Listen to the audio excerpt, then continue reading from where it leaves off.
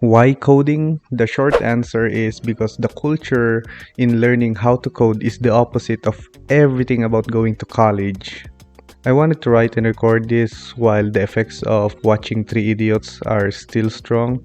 Just for inspiration, if you don't know that movie, I urge you to watch it, especially if you are still young, having a hard time in college, or feel like you are a bit lost in life. Don't worry, this movie is really related to my story and on how college is persecuting students for being human, especially in fields like engineering. That made me quit college altogether. I remember when I was in college, I was miserable. And why? First, we look at the characters in Three Idiots. And the first one is we got Farhan, an engineering student who has a passion for wildlife photography. He was forced to study engineering because for generations it was implanted into people's minds that being an engineer will lead to a prosperous and posh life. This isn't only true in India where the movie is produced, but also in most parts of Asia, especially where I am from. I relate to him since I never really wanted to study engineering or electrical engineering, which is the course I took. I wanted to be a psychotherapist or a lawyer. Those two were my main options.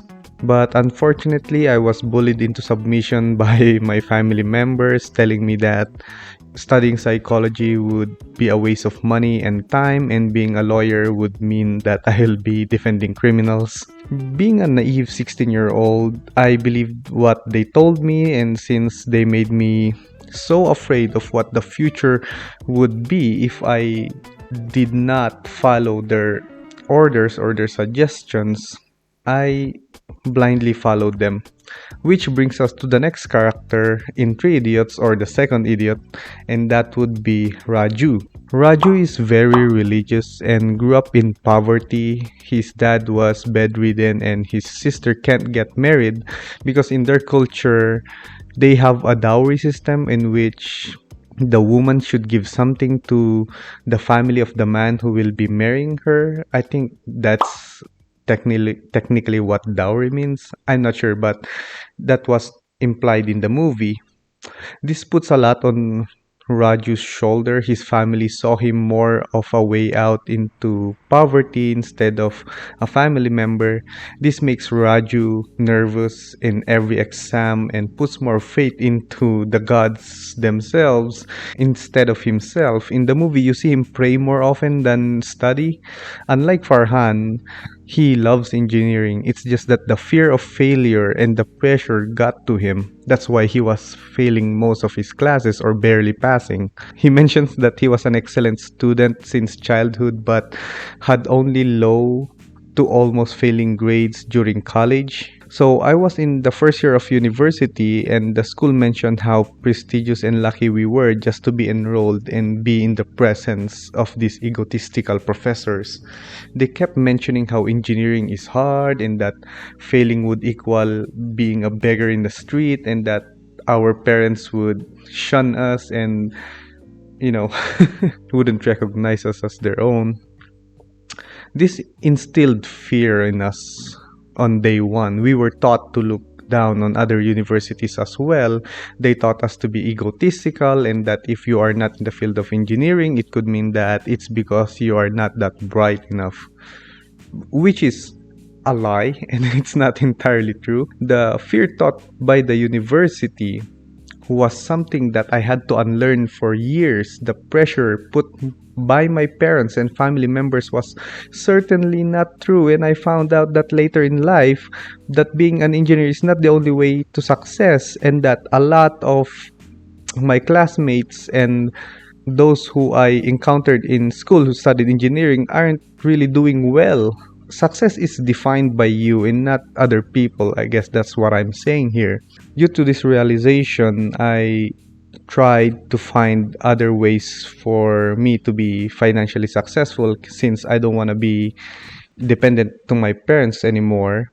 So before we go to the last character, there are certainly more characters in that movie whom I encountered in real life. They were the final coffin that made me want to quit college.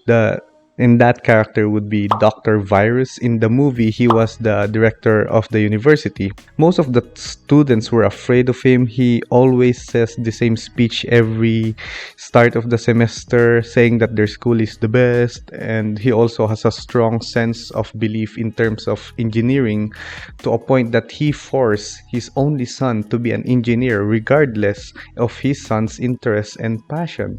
Due to this persistence on his belief, he always thought that engineering would be good for his son. He never saw that his son was miserable studying engineering and desperate to become a writer, up to a point that his son took his own life because he was miserable studying engineering and he couldn't go to anyone because his own father is the one forcing him to be there. They also describe him as someone who hates seeing other people have more success than him. He is an egotistical, immature man who holds a lot of power in that university. At one point in the movie, there was a student that wanted to submit his thesis about a drone he was creating, but since he was a month late, Dr. Virus never accepted his papers. The student was desperate to graduate because his parents can only afford to send him to school for a limited time, and this was the last year that his parents gonna run dry if he keep failing and has to repeat another year. The student also explained that he was a month late because his father had a stroke and he had to go back home and be his caregiver. But Dr. Virus, as a man of great stature, he shrugged it off and never even thought to reconsider the request from this student, even if it is a valid reason, driving another student to take his own life. But Dr. Virus was never really bothered by the incident. He even blamed it on the student for being a weakling. That's the type of person he is. Now imagine being in a university where most of your professors are like Dr. Virus, never considerate, always trying to make things harder for the students, imposes rules that aren't really necessary for your development but rather to satisfy their own ego. And they're so egotistical that if you prove them wrong for educational purpose, you'll be punished for it and they will find a way to embarrass you. You'll be marked and feel the wrath of their personal vendetta against a young student when they are adults themselves. There are so much more to life than making it hard for one student that corrected you. But that's just how they are. I just find it ridiculous sometimes. Anyway, let's go back to our third idiot, or the main character, named Pungkush Wangdu. I don't know how to pronounce it, but aka he is Rancho. While a part of me is terrified of the future due to the outside influences like Raju, and miserable because I am studying engineering instead of something that I'm interested in like Farhan, a part of me, buried within, was shouting that there needs to be change. This is the part where Rancho comes in. In the movie, he doesn't partake in any bullying. He stood up for himself and is not afraid to show the professors the errors of their ways. And he learned for the sake of learning and curiosity. He is passionate about inventing machines to a point that regardless if he will earn a diploma and own it, he doesn't really care. He was just there to satisfy his curiosity.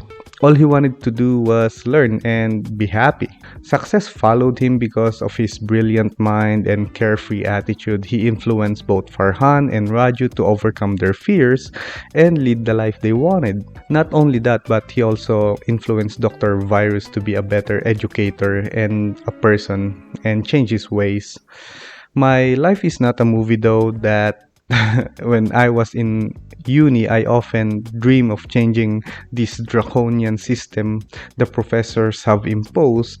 I wanted the university to run off kindness instead of ego tripping, but sadly, like I said, my life isn't a movie, and the more I rebel, the more I get punished for it. I was almost at my tipping point when I encountered coding. It was the best. You can learn coding by yourself. There were no class schedules, no egotistical instructors, and you can learn at your own pace. You can learn for the sake of learning. And and be amazed by how your coding can actually impact the world, or at the very least the company you are working for or will be working for. It's fulfilling to be good at it.